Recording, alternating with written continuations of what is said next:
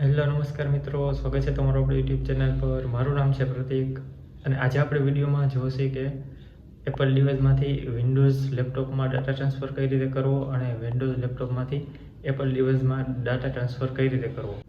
ઘણા લોકોને આ બાબતે ખૂબ જ્યાદા ક્વેશ્ચન હોય છે અને ઘણો બધો પ્રોબ્લેમ રહે છે કે ડાટા ટ્રાન્સફર થતો નથી અને જો ડાટા ટ્રાન્સફર કરવાની ટ્રાય કરે તો પણ તેમને યોગ્ય માર્ગદર્શન મળતું નથી. તો આજે હું તમને લાઈવ કરીને બતાવીશ કે વિન્ડોઝ લેપટોપમાંથી તમે એપલ ડિવાઇસમાં ડાટા ટ્રાન્સફર કઈ રીતે કરી શકો છો, તેમજ એપલ ડિવાઇસમાંથી વિન્ડોઝ લેપટોપમાં પણ ડાટા ટ્રાન્સફર કઈ રીતે થાય છે. તો ચાલો મિત્રો જોઈએ. તો મિત્રો ચાલો જોઈએ કે કઈ રીતે પ્રોસેસ કરવાની છે. મારી પાસે બે ફોન નથી એટલે એક ફોનમાંથી જ હું તમને વિડીયો સમજાવવાની ટ્રાય કરીશ, તમને સમજાવી પણ જશે.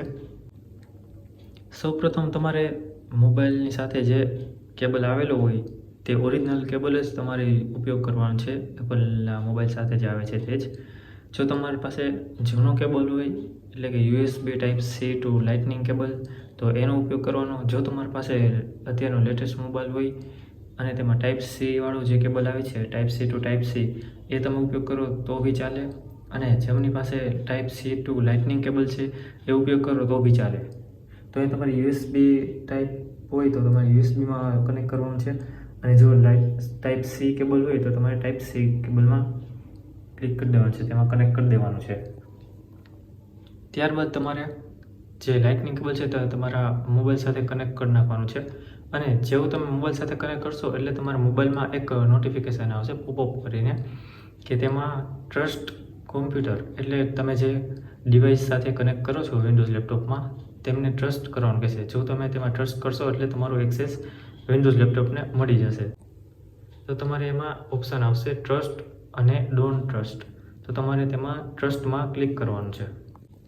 તો આ સાથે જ મિત્રો તમારે વિન્ડોઝ લેપટોપમાં એક એપ્લિકેશન ડાઉનલોડ કરવાની રહેશે કે જે માઇક્રોસોફ્ટ સ્ટોરમાં જઈને તમારે સર્ચ કરવાનું રહેશે એપલ ડિવાઇસીસ.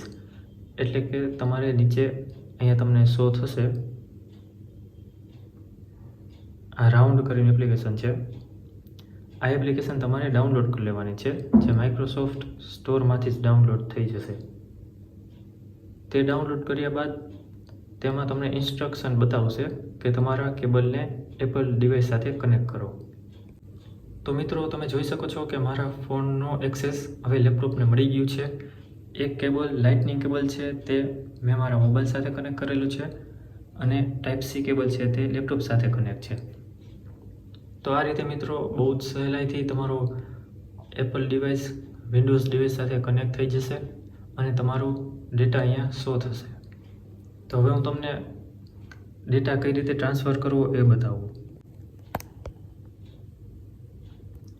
તો મિત્રો હવે આપણે જોઈશું કે એપલ ડિવાઇસમાંથી વિન્ડોઝમાં અને વિન્ડોઝમાંથી એપલ ડિવાઇસમાં ડેટા ટ્રાન્સફર કઈ રીતે કરવો. તો સૌપ્રથમ તમારે જ્યારે મોબાઈલ કનેક્ટ થઈ જાય તમારા લેપટોપ સાથે એટલે તમારો ડેટા બધો શો થશે અહીંયા. એટલે બધો જ ડેટા નહીં થાય, જે મેઇન ફાઇલ્સ છે તે તમને શો કરશે. તો તમારે અહીંયા ફાઇલ્સ પર ક્લિક કરી લેવાનું છે. ફાઇલ પર ક્લિક કરવાથી તમને મેઇન ડેટા અહીંયા જે મેઇન ફાઇલ્સ તમારી સેવ કરેલી છે તે બતાવશે. ત્યારબાદ તમારે કોઈ પણ એક ફોલ્ડરમાં કે જેમાં તમે ડેટા લેવા માંગતા હોય તેમાં ક્લિક કરી લેવાનું છે. તો અત્યારે આપણે VLC ફોલ્ડરમાં ક્લિક કરશું. હવે મારે લેપટોપમાંથી ડેટા જોઈએ છે તો સૌપ્રથમ હું ફાઇલ્સ ખોલીશ. હું તમને બે રીત બતાવીશ, ડ્રેગ એન્ડ ડ્રોપની રીત અને અહીંયાથી પણ તમે એડ ફાઇલ કરીને પણ તમે કોઈ પણ ડેટા લઈ શકો છો. સૌપ્રથમ આપણે ડ્રેગ એન્ડ ડ્રોપની રીત કરશી. તો સૌપ્રથમ ડેસ્કટોપમાં જઈને આ ફોટો મારા મોબાઈલમાં લેવો છે. તો રાઈટ ક્લિક કરીને તે ફોટોને હું સીધો લઈ લઈશ તેમાં લેપટોપમાં અહીંયા પર મૂકી દેવાનું છે ક્લિક, એટલે તે ફોટો સીધો જ મારા ફોનના VLC ફોલ્ડરમાં સેવ થઈ જશે. અને એ જ રીતે હવે આપણે જોશે કે આ જ એપ્લિકેશનમાંથી કઈ રીતે ફોટો સેવ કરવો. તો તેના માટે તમારે એડ ફાઇલ્સ, ત્યારબાદ ડેસ્કટોપ, અને ડેસ્કટોપ પર એટલે કે તમે લેપટોપમાં જે જગ્યાએ પણ રાખેલો હોય તમારો ડેટા તેમાં પર ક્લિક કરવાનું રહેશે. તો અત્યારે હું ફોટો પર ક્લિક કરું છું. ક્લિક કરીને ઓપન. જેવું તમે ઓપન કરશો એટલે તે ફોટો તરત જ આવી જશે. અહીંયા પણ આપણને કહે છે કે એક નામથી ફોટો સેવ નહીં થાય, એટલે કે આપણે તે ફોટો પાછો જમા કરીએ તો કોઈ વાંધો નહીં. આપણે ફોટોને ડિલીટ કરી દઈએ.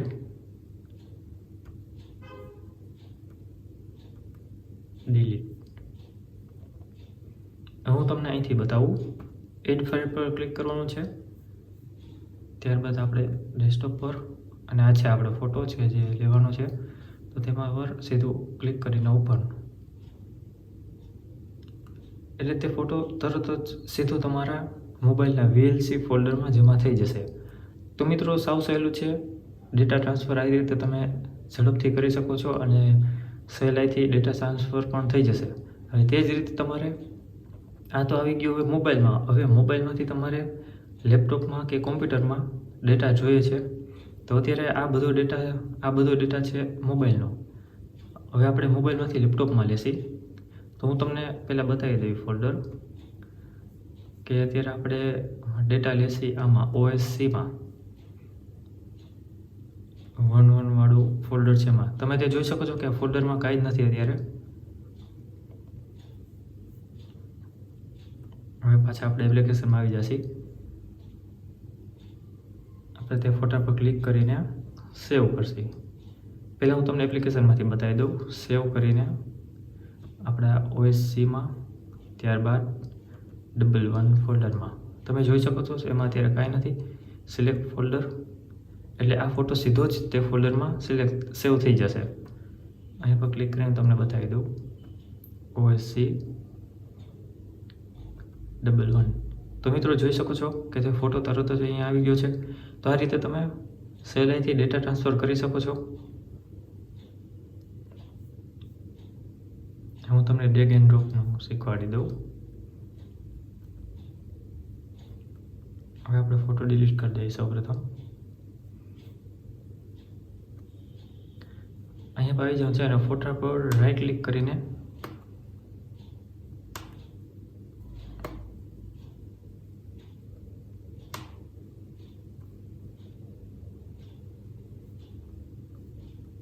તે ફોલ્ડરમાં આવીને પેસ્ટ કરી દેવાનું છે, એટલે તે ફોટો સીધો જ સેવ થઈ જશે. તો મિત્રો આ હતી ટ્રીક. ખૂબ જ સહેલી ટ્રીક છે અને સહેલાઈથી ડેટા પણ ટ્રાન્સફર થઈ જાય છે.